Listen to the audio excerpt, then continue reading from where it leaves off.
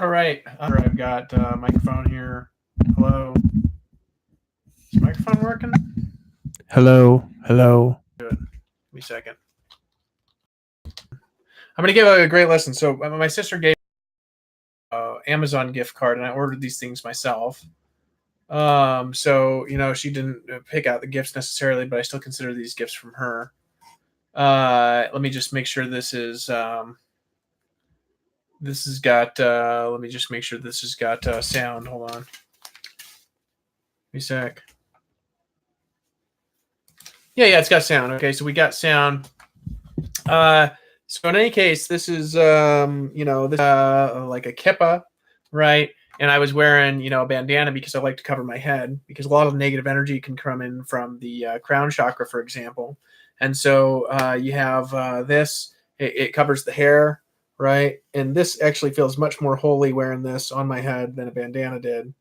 Okay, and a bandana could be misconstrued, for example, for I'm in a gang, and which I'm not. And so then we have this. So then I've got a start. Thank you, Emily, for the money. Then I used it well. Now I've got my thing, right? And now look how much better I look with this than the way I looked before. It's like more official looking in it. And I know some of my Jewish friends, they're probably saying, maybe he's the gosh dang Messiah, All right. So in any case, let me hold on, let me adjust this. I want this adjust this, and then right there is where I want it. I want it right there. There we go. All right. So why do I wear it? I feel so much better. The crown chakra, because this is where the greatest amount of deceptions can come in. And this, for example, wearing a necklace like this, or wearing something like with a Torah scroll, for example, you put that close to your heart, close to your energy centers, and then what happens is that holiness from that, it fills you with holiness. And so you have a totally different energy and a totally different level of protection. Like I prefer to maybe tighten this a little bit, right? So maybe put it there. But it's fine the way that it is right now for the remainder of the video. And maybe I'll just leave it like this. I don't know. I kind of like it like this too.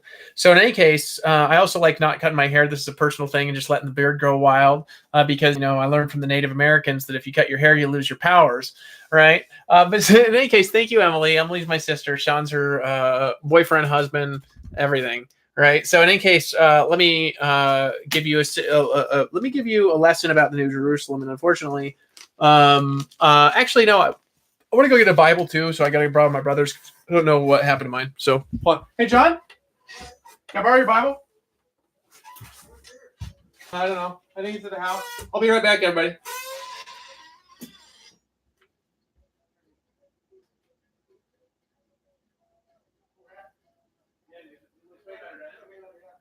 Yeah, more people listen to me like this.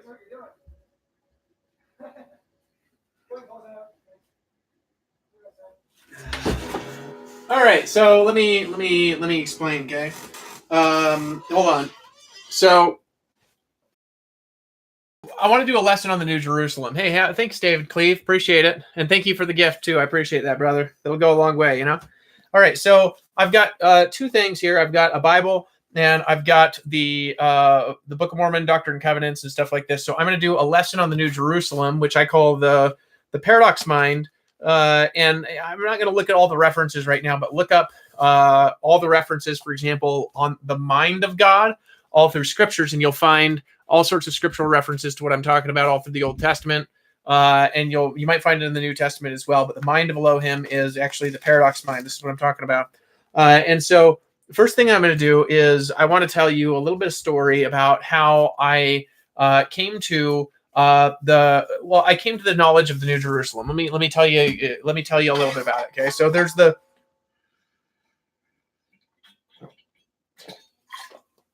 water, just water in there, and magnesium. They're really good for you. So let me tell you about. You see how much better I look with this? And it looks like a million times better, doesn't it? All right, so let me tell you about how I came to the knowledge of the New Jerusalem. So it started when I was a missionary.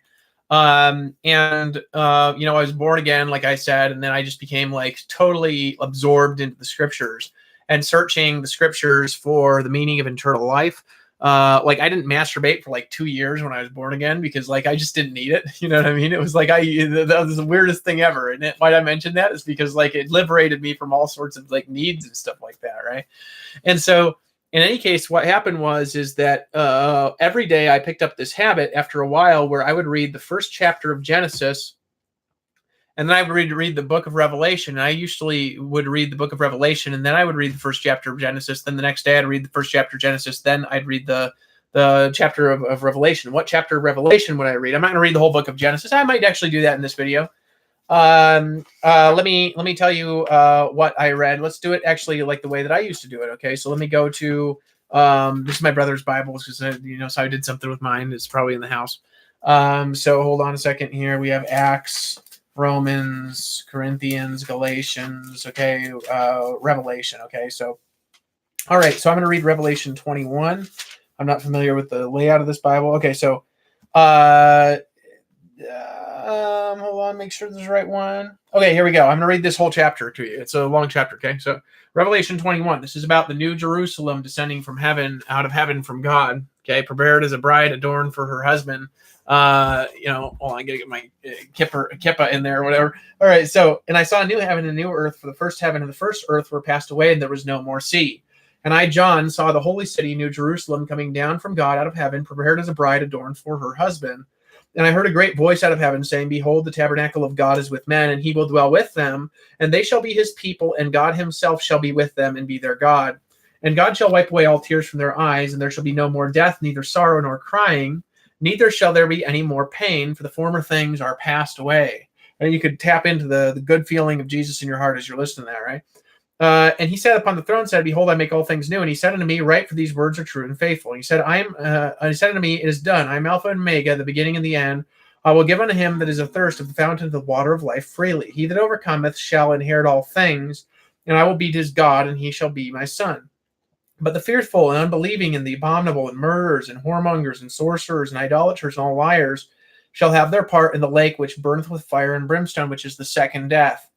And there came unto me one of the 7 angels, which had the 7 vials full of the 7 last plagues, and talked with me, saying, Come hither, I will show thee the bride, the Lamb's wife. And he carried me away in the spirit to a great and high mountain, and shewed me that great city, the holy Jerusalem, descending out of heaven from God, having the glory of God, and her light was like unto a stone most precious, even like a jasper stone, clear as crystal.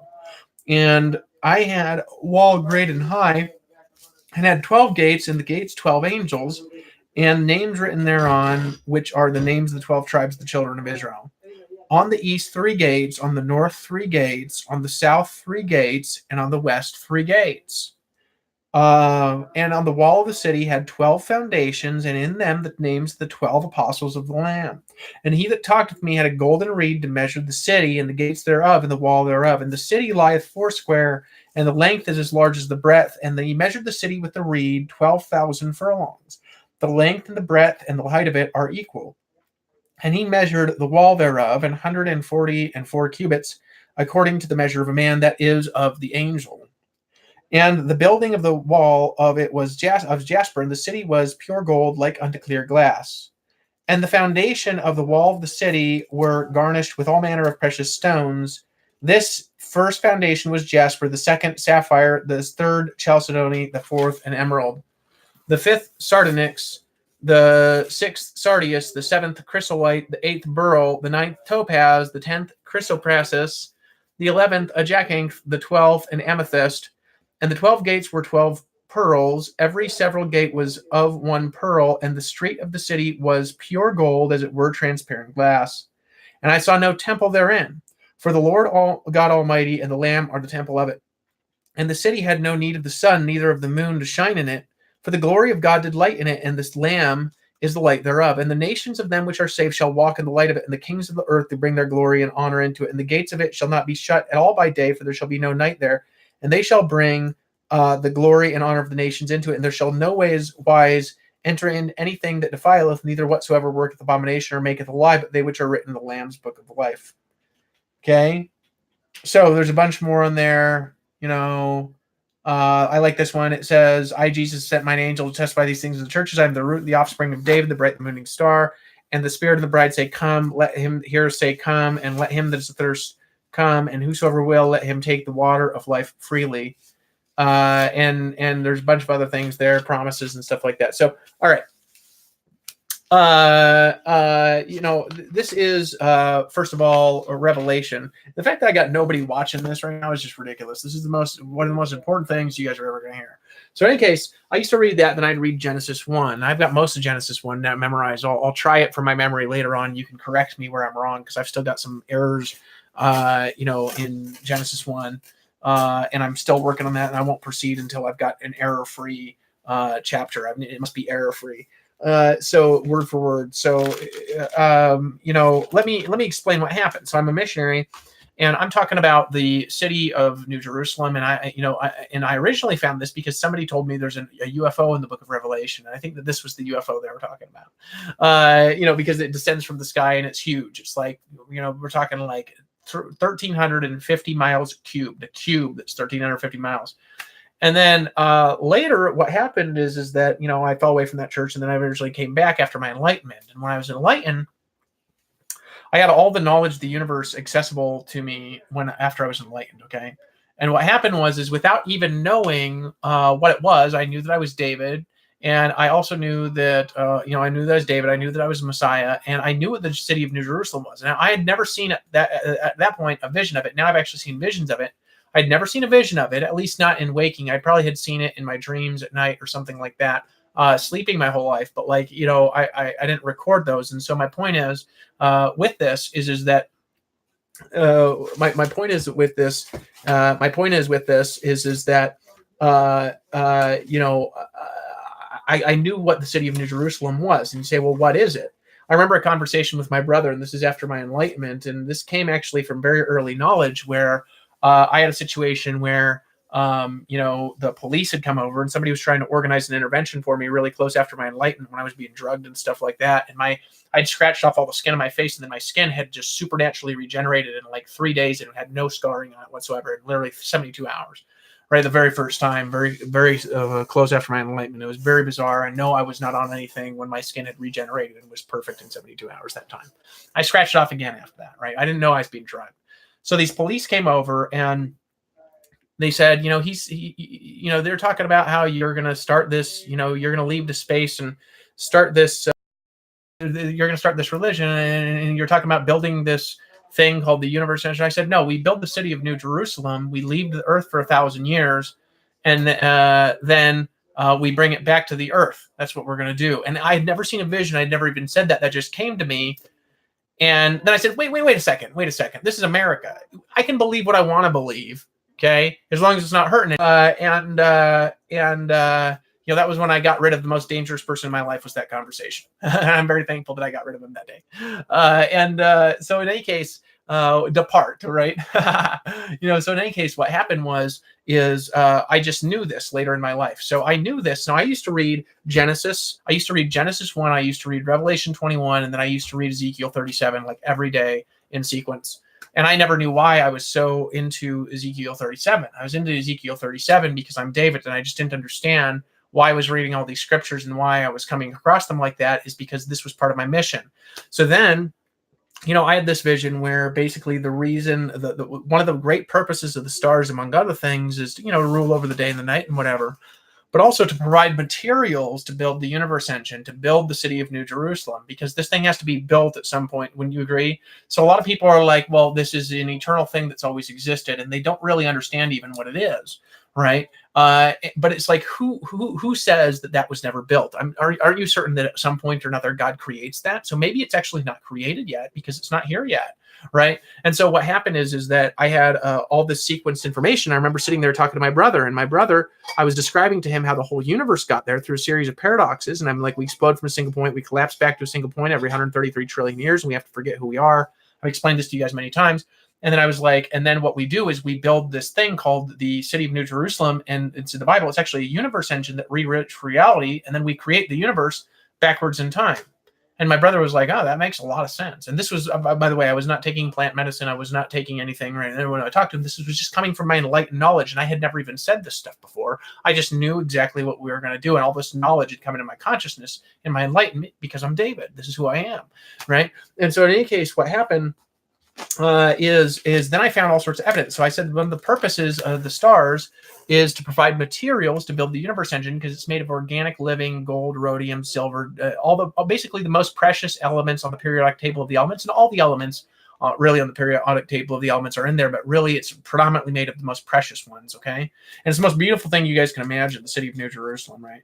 And so then, like later, I found evidence of this in this is in the book of Moses. Remember, in the mouth of 2 or 3 witnesses shall every word be established. Right? All this does, all the Mormon stuff does, is it testifies of this, and this testifies of this. They both testify of each other. Okay, and so all this, what's this testify and this testify of? It just testifies of Jesus. Okay, and if you don't agree with this and you agree with this, then you believe in Jesus. Or if you agree with this but not all of this, this says to agree with all of this. Okay, so this is something that so let me read something to you. This is from Enoch, right? And hold on a second here. Okay, this is beautiful, beautiful, beautiful, beautiful stuff. I found that thing about a wild man hath come among us, but I can't find it again. So in any case, it doesn't matter. So Zion in process of time, and it came to pass that in that days he built a city, and it was called the city of holiness, even Zion. Okay, and he said, surely Zion shall dwell safely forever. But the Lord said, an edict, Zion have I blessed, but the residue of the people have I cursed. And it came to pass that the Lord showed unto Enoch all the inhabitants of the earth, and he beheld, and lo, in Zion, in process of time, was taken up into heaven. And the Lord said unto Enoch, behold mine abode forever. Right? So Zion is taken into heaven. Behold, all the nations of earth before him. Blah blah blah blah blah. Right. So now here, check this out. This is okay. That which I have chosen hath pled before my face. Wherefore he suffereth for their sins, inasmuch as they will repent today. Hold on a second here. I think I'm in the wrong chapter. Oh, here we go. Here we go. Ah, there we go. There we go. Yeah. I got it. Okay, so I'm going to read this. Okay, so and it shall come to pass that the earth shall rest. Okay, and the Lord said unto Enoch, as I live, even so will I come in the last days, in the days of wickedness and vengeance, to fulfill the oath which I have made unto you concerning the children of Noah. And in the day that shall come that the earth shall rest, but before the day the heavens shall be darkened, and a veil of darkness shall cover the earth, and the heavens shall shake, and also the earth, and great tribulation shall be among the children of men, but my people will I preserve. And righteousness will I send down out of heaven, and truth will I send forth out of the earth, to bear testimony of mine only begotten, his resurrection from the dead, yea, and also the resurrection of all men, and righteousness and truth will I cause to sweep the earth as with a flood, to gather out mine elect from the four quarters of the earth, unto a place which I shall prepare, an holy city, that my people may be girt up their loins and be looking forth from the time of my coming. For there shall be my tabernacle, and it shall be called Sion, a new Jerusalem. Okay? And the Lord said unto Enoch, then shalt thou and all thy city meet them there. So the city of Enoch returns, just like I said in my vision, but like I've been talking about. The city of Enoch returns. Then shalt thou and all thy city meet them there, and we will receive them into our bosom, and they shall see us, and we will fall upon their necks, and they shall fall upon our necks, and we will kiss each other. And there shall be mine abode, and it shall come, and it shall be Sion, which shall come forth out of all the creations which I have made, and for the space of 1,000 years the earth rests. So it shall come forth out of all the creations which I have made, which I said this, and then I found scriptural evidence for this later. So this is actually how I received revelation. I have a revelation about something, and then I find scriptural evidence about the thing later. So this says this is a mouth of 2 or 3 witnesses, multiple words being established from multiple locations, saying that the city of Jerusalem is this. We got the mind of Elohim in the Old Testament. We've got this revelation from the prophet Joseph Smith. And even if you don't believe this, listen how congruent all this is. Okay, with what I've how in the world am I receiving revelation that without even checking, I'm lining up in scriptural syncing with all this stuff that I've never even known about in my life. I mean, I've read this stuff, but it's like you'd say it's all in your unconscious mind or whatever. Okay, so then your brain makes up a story. But no, this is way too complex for that. I mean, this is like way too specific all through Scripture. On every page of Scripture, it testifies of me. You guys have no idea. It's everywhere. And I'll do breakdowns of the prophecies of the Messiah all the way through the Bible and stuff. And then many people will testify me and let them say that I'm the Messiah. Let me just say I'm David, okay? So in the space of the Son of Man in this the last days, the space of 1,000 years, the earth will rest. So what happens? Let me explain. So we have the Great Tribulation. There's many manifestations of the Great Tribulation, and nobody knows the date, and it happens all the time. When does it happen? Whenever you're in a Great Tribulation. However, there's a full manifestation of the Great Tribulation that'll happen in 7 years. There's a one that happens in 1,260 years. There's all sorts of manifestations in seconds and minutes of Great Tribulations that occur over and over and over again, always following the same mathematical formula, right? And we can find evidence of that. All we need to do is build artificial intelligence technology that took the knowledge of the Torah and the knowledge of all the scriptures and then mapped it across reality. And we could literally see all of these prophecies repeating and repeating and repeating all through reality, right? And the artificial intelligence, the quantum intelligence could do it. And if you memorize it, your brain could even do it better than that. You'll see the patterns if you memorize it. This is why the Torah has to be memorized word for word, because the Torah is what repeats and repeats and repeats and repeats. And every time somebody falls away from righteousness, a great tribulation emerges in the Torah, right? And it follows the pattern of the book of Revelation, the beginning and the end from the beginning. So let me explain what the New Jerusalem is. So basically there's a war, the world gets crazy, alternate dimensions collapse into each other, the earth resizes, stars fall from the sky, the earth turns bigger, the sun turns bigger, the sun is cast across the universe, the days and the times change, and we can't keep track of them anymore, so we don't know which day is the Sabbath day, and then only the people that have things memorized are very good with their consciousness to know what day it is. And so then we restore the days, and then the earth gets taken out of orbit again, and then the poles flip, and all sorts of crazy stuff happens, and there's like giants on the earth, and there's UFOs, and there's all this stuff that's happening that's like the craziest stuff ever. There's a fake second coming after I leave the earth for a period of 72 hours, but time massively slows down by then. So while I'm gone for 72 hours, everybody will hear a voice will be like, I'll never leave you, and everybody will know who I am by that time. And then I leave for 72 hours, and really I'm gone for 6 months in the Edenic universe. And when I come back, there's a scripture that says, and I saw an angel standing in the sun. And who's that? It's me. It's the 144,000. When we're going into, because remember, the angels are who? The angels are us. The angels, it says, they fell down to worship the feet of the angel, the book of Revelation. He says, see that thou do it not, for I am of thy brethren and of those that keep the testimony of Jesus, worship God. What's that mean? He's of thy brethren, which means the angels are humans, okay, in their resurrected form. So in any case, I saw an angel standing in the sun, right, with a great sword in his hand or whatever. There's things like this. And I found evidence of stuff later, and I don't want to add to or take away. So you can find the exact scriptures. I might be misquoting something. And then essentially what happens is that there's a great war on the surface of the sun, and then I come back and I slam the sword of the sun into the valley of Adamah Diamond, and the 144,000. There's a supernatural field that forms around them and repairs all their energies, because when I was gone for 72 hours, time massively elongates. And there's a fake second coming of Jesus with a black Jesus with a Borg cube looking thing that is about 500 miles in diameter. And they'll make up all sorts of reasons why it's not the same size as the one in the New Testament. But the reality, they'll say it just looked that big to them. They'll make up all sorts of lies about it, but the dimensions will be off. It'll be about 500 miles cubed. Okay. And the New Jerusalem is a 1,250 miles cubed. So it's a different thing. I want to be clear about that. There's a fake second coming. And then at that point, the mark of the beast will start exponentially compounding. And then there'll be about 1 billion people that'll get in a very short period of time. I return to the earth, the 144,000 teleport to the valley of Adamah Diamond. And then what happens is that there's the sword of the sun. We make a copy, and as it touches their bodies, my powers are transferred to them. Okay. And then they all take the sword and they disappear to a different part of the world and slam it into the earth, and the earth spins and the rotation massively speeds up. And we move the whole universe backwards in time to May 20th, 2018, or earlier. I write it in my book, the dates, right? But why do we do that? So we do that to basically liberate all the people that got the mark of the beast, before the main release or whatever, because they never got it, because we just moved the universe backwards in time. So they got to start over again, because we messed up and nobody listened to me. So we need to redo time a little bit, right? So we can do this. The 144,000 can move the whole universe backwards in time, not just Earth. Right. Or we could move the earth back in time and keep the other parts of the universe intact. That's also an option, but that messes up reality. Right.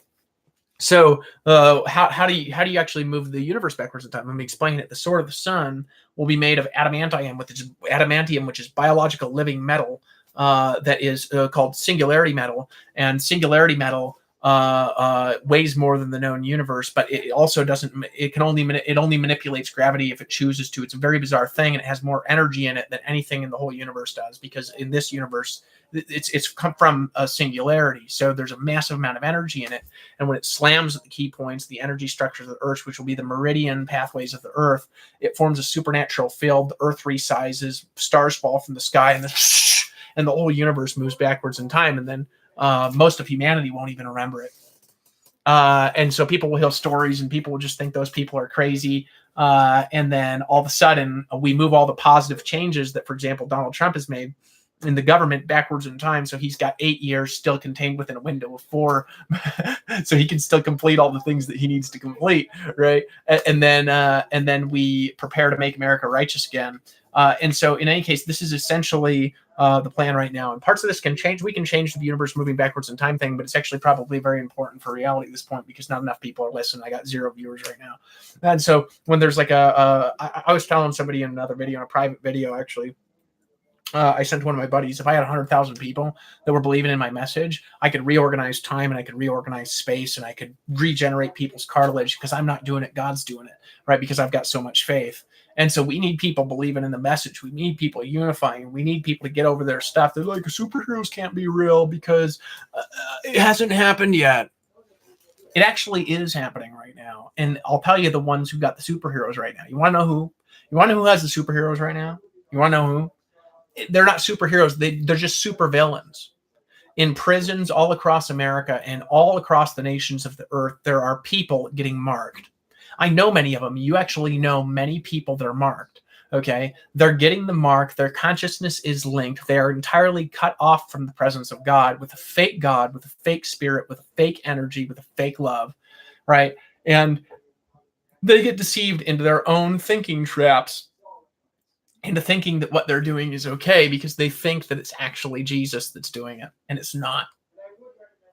Beware. Remember, when he says, when they say he is in the secret places, believe them not. I'm going to tell you, when they say he's going to come with 1 million UFOs and Black Jesus is going to come enslave humanity, and this will be one of many stories from the many antichrists that will come.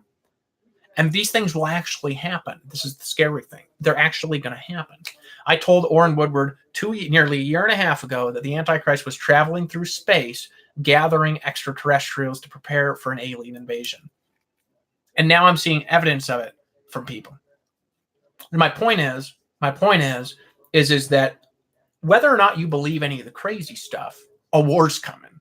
Okay. And if we don't change right now, we're not going to survive. Okay. And our families aren't going to survive. I was talking to a Christian guy the other day, and he was like, we're not going to be here. And I'm like, esto es falso. He was a Spanish. I was like, that's false. That's nowhere in the Bible. In the book of Revelation, it says, blessed are they that prevail to the end, for they shall be saved. Hear my words. Hear their words. Blessed are they that prevail to the end, for they shall be saved. Blessed are they that prevail to the end, for they shall be saved.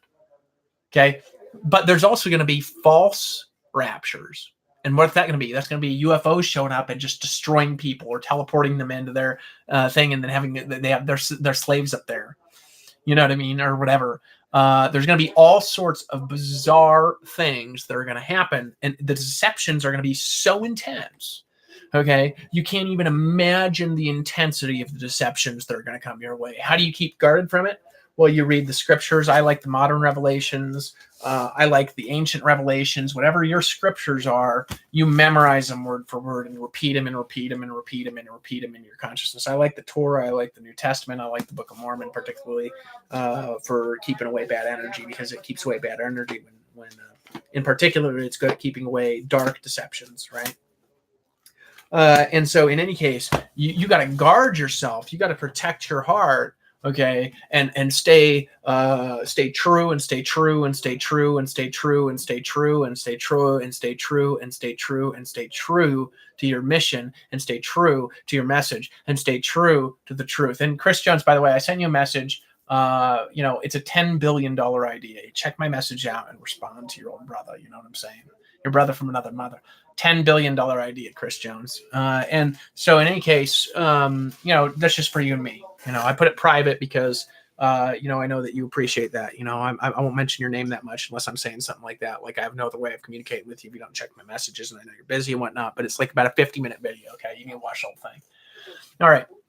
So my point is with this is a war's coming, and you guys cannot even imagine the depravity of it, and you can't imagine the beauty of it on the other side. The beauty is what we want to focus on, okay? Because the beauty is what? The beauty is the second coming happens. When does it happen? There's many manifestations of the second coming, right? And then there's a final manifestation, a final culmination of the second coming. So there's many false manifestations and many true manifestations. And then there's a last moment when everybody thinks, oh, on that side, they're like, we've won, we've destroyed, we've conquered, we're going to capture the 144,000 and dump them into this pit. This is what they say. Okay. They say that over there. And then it's like they're surrounding us on every side. There's a hole, the bed of the pit. Like I'm like slaying Nephilim left and right in the battle of Armageddon, the Battle of Armageddon, and then it's like freaking there's like this celestial music and this burst from the moon and it opens, there's a wormhole that opens the moon with all the colors in the universe, and the city of Enoch returns to the earth, which is the lost city of Atlantis, and Jesus is on there, right? Because Enoch is translated, and he sends an angel with a big chain in his hand, and they slam it around the Antichrist and throw him into the center of the earth, and all the Nephilim get trapped into the center of the earth. All the Antichrist get trapped in the center of the earth, and they shut the seal on it, falling into the trap that they dug for themselves, and they'll be there for 1,000 years. Christ will come. He'll be on the earth. I will take my crown. I give it to him. Okay, because at that point I'll be the king of Jerusalem. Okay. And then me and the 144,000, the brothers, we leave, okay, and we build the universe engine for 1,000 years in space on the city of the lost city of Atlantis, okay, the platform that bursts forth from the universe engine. So then we leave for 1,000 years. Christ is on the earth. And then what happens after that? Well, what happens after that is we finish growing. The universe engine grows. It's biological. It comes from the genetics of the 144,000 combined with Edenic technology. There's an Edenic technology that we will bring back when after the Mountain of the Lord's house is built at some point, which will be after I'm translated. That'll start, or maybe before the translation. I don't know. Yeah. Anyways, I'm not going to get specific on that. So we build the Mountain Lord's house. It's in Costa Rica. And then the universe engine will start growing on top of the Mountain Lord's house. And it'll be like this Edenic technology that basically we just put a little drop of our blood, the 144,000 do. It mixes the genetics into, it has this biological living metals from the Edenic universe that form around the blood. And then they absorb it and they start growing a brain that matches the dimensions of the 144,000. And then that just starts sucking minerals from its environment, right? And also supernaturally replenishing the minerals at the same time. But there's a point where it's taking too many minerals and it needs to leave the earth. So that happens right at the same time as the second coming. Jesus comes back. The universe engine goes and it meets with the city of Enoch, where they've also got a universe engine growing, and the two meld, right? And then we leave the 144,000, of which, of course, would be Enoch, Moses, Abraham, Jesus. Jesus stays on the earth. And then the majority of the 144,000, pretty much all of them, we leave. And we're on the city of Enoch. And we leave the stars for 1,000 years, and then these materials they're pulling the metals, the biological living metals, and the crystals, and everything from the stars, and they're forming them into biological living metals within our star system. And we travel, kind of enjoying space, programming behaviors into the universe engine, linking it with our technology, so we'll be like plug our brain into it, but without cords or whatever. And then it's finished growing. Then what happens? Well, then what happens is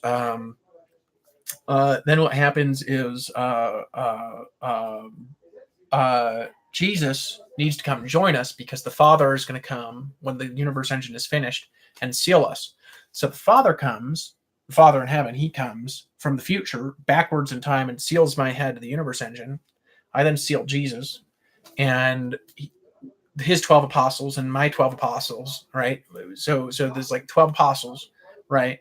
They get sealed in structure, and then it goes There's till we get 144,000. Okay. And then all the 144,000 become linked with the mind of Elohim. So there's one Elohim, right? Linked through mind and consciousness, but there's also many Elohim at the same time. This is why the scriptures are confusing on that. Right. So what happens is we get linked with the mind of Elohim, but still in current time, we aren't the gods. We're only the gods when we're looking backwards in time. Does that make sense? In the current time, we're just people, just brothers. But we're at that point, we're Elohim. We essentially are. So then what happens is we come back, right? We burst through the wormhole on the earth. Now, when Jesus leaves this is a very short period of time, people let the Antichrist out because they're like, we need a Messiah. We need a Messiah. And Satan allowed to deceive the earth again. So they let him out of the bottomless pit that they dug. He starts deceiving the nations, Gog and Magog. There's battles again. There's Nephilim again all over the earth. All sorts of wars break out, just like the Great Tribulation repeats, okay? The universe engine bursts through the wormhole, right? And that's people's last chance right there, right? That no more reorganizing time. They better be.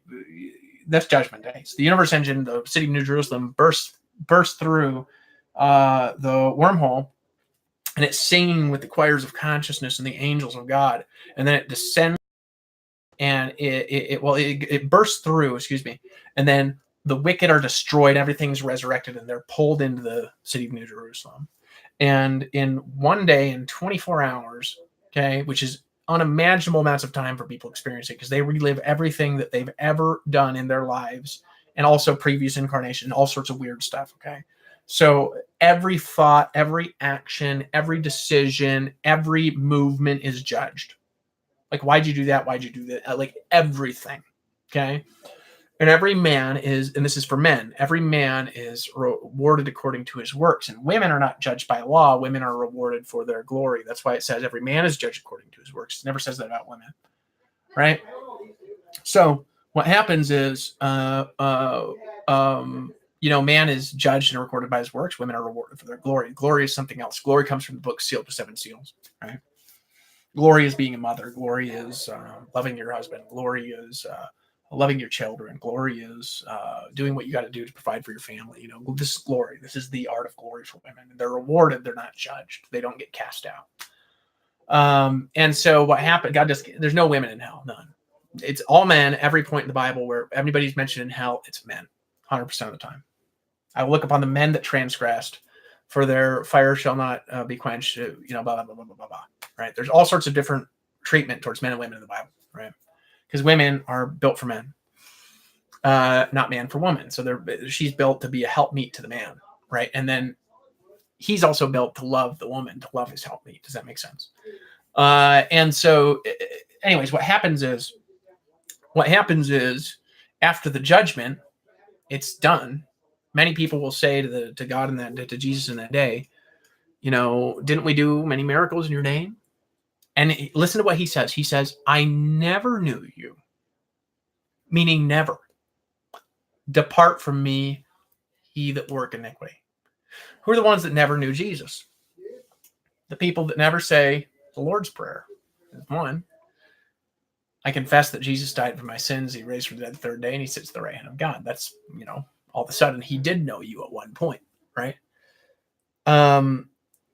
So people are working these miracles in a false Jesus, a false energy. Okay. And we got to be very careful about that. If you're talking about Jesus, you're talking about the Savior of grace. Doesn't need to be my version of Jesus. My version's my version. I believe in the Savior Jesus, right? That died on the cross for my sins. This is what I believe. So my point is with this, and I believe we should all honor the Torah to honor Jesus. And if we don't do that, I think we're crucifying them in the flesh and put them into an open shame, right? That's what we're doing as Christians. So my point is with this is that what happens? The Nephilim, it's a permanent, their biological is mark. They can't be destroyed because they're immortal. They've partaken of the tree of life. Their bodies are unbelievably dense. And the mark exponentially takes more and consumes more and more and more energy to keep alive. So we can't cleanse them of it. There's actually no way to do it at that point. It's too linked. It's too powerful. The mark keeps getting more and more and more powerful. Not really powerful. It's anti-power. It sucks power is what it does for the mark. And if we left them in the universe, it would literally destroy everything, including the celestial kingdom. The celestial kingdom cannot have Nephilim in it. It literally, they can't come. Okay? Because they would just start absorbing the energy from the celestial kingdom into their biology. And stealing it. So number one, the celestial beings are much more powerful than Nephilim, so they'd never allow that. But like number two, there has to be a punishment, because without punishment, there's no law, and without law, there's no sin, and without sin, there's no righteousness. Without righteousness, there's no happiness. So it says, second, they're pretty miserable. What happens is that the mark gets burned out, and then we let them out because they're free and they're not going to pollute the new universe we built. We can't leave in it. They destroy it. We can't kill them. Can't destroy them. They partake into the tree of life. They're eternal. So the mark has to be burned out. And as it's burning, it's the most unbelievable, painful thing. And you feel like nerves snapping. It's like all your nerves snapping at once for 1 trillion years. That's what hell actually is. What's the point of that message? Point is we let them out. It's not forever and ever. Forever and ever is 133 trillion years. So what happens is we send them maybe for 1 trillion, and then people get tricked all the time by Satan for staying for longer for temporary relief that he just does in their imagination. And then they end up staying for, 5 trillion, 10 trillion. Some of them get sent for a very long time. And he just tricks them. Satan knows he cannot win. He still deceives himself into thinking he can do it. He knows he can't, though. This is the funny thing. He knows he actually can't win. And then we let everybody out eventually. So Satan will tell people, if you do this, but you got to stay here another 5 trillion years. And they'll do that for a very small amount of relief. And you're in his world. And no light, no air, 10 times hotter than the sun for 1 trillion to 133 trillion years. I think that's a good reason to accept Jesus, don't you? And to war on the good side. You say, that sounds awful. Why are we mistreating these people? Because we got to save them. The whole thing is in mercy. They made the worst mistake they could make. And we have to save everyone. Remember, it says every knee shall bow and every tongue confess that Jesus is the Christ. Therefore, everyone shall be saved eventually. Who doesn't get cast in hell? People that, look, God's merciful. We need to get rid of this whole thing that everyone gets cast in hell for not doing what the Christians think they should do. Okay? Jesus preached the gospel to the spirits in prison. There's all sorts of stuff we don't understand. God so loved the world that he gave his only begotten son, and maybe they get preached in prison. Maybe people have multiple incarnations sometimes, and they have multiple chances other times until the time is set. You need to get rid of this thing that everybody goes to hell. Who goes there? The men that have transgressed, specifically men that get the mark of the beast. Men that are marked, they get cast out. And it's actually the only option. And we do it to save them from their own destruction. Because we have to get rid of the mark. And there's no other way of getting rid of it. And they can't be destroyed. They're eternal. So we burn it out. We reach our hand down. We pull them out. And they weep and weep and weep in thanks for trillions and trillions of years when they get let out. Then eventually, everybody's in the celestial kingdom eventually. Except for the celestial kingdom keeps advancing. And the lower kingdoms keep advancing, and it always keeps the celestial kingdom higher for the people that earn it. Celestial kingdom, a place in there is earned. There's many kingdoms. There's many houses and many mansions in my Father's kingdom, in our Father's kingdom. The Son has many mansions in his kingdom, just like his Father. My point is that the celestial kingdom is a wealthy place. People make money. They produce real assets, gold and silver and precious minerals, and they trade. They trade with other worlds. They build companies that are cool. You know, the things that people enjoy that, like, we can take our time. We could take 1 trillion years to build it. It's fine. We don't need anything. We don't need the money.